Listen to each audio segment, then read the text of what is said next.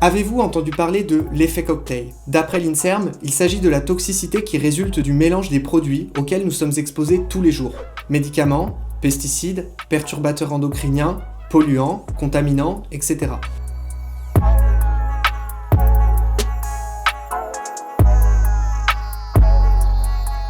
Depuis quelques années, on voit ce terme un peu partout. L'effet cocktail inquiète les médecins qui y voient la source potentielle du développement du cancer ou de maladies auto-immunes. En réalité, l'effet cocktail qui devrait d'abord et avant tout nous inquiéter, c'est celui contenu à l'intérieur même de la bouteille de pesticides. Cela avait déjà été démontré en 2009.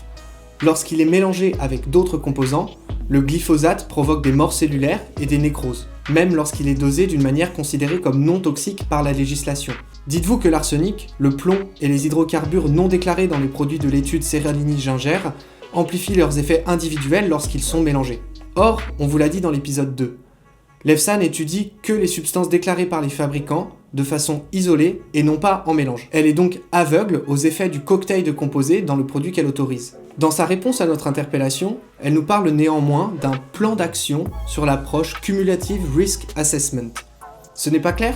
On vous explique. Aujourd'hui, cet effet est étudié par des études rétrospectives, c'est-à-dire que des panels de personnes sont pris dans la population et on essaye de voir si certaines personnes ont contracté des maladies dues au mélange de pesticides. Ça vous paraît immoral et scientifiquement absurde ?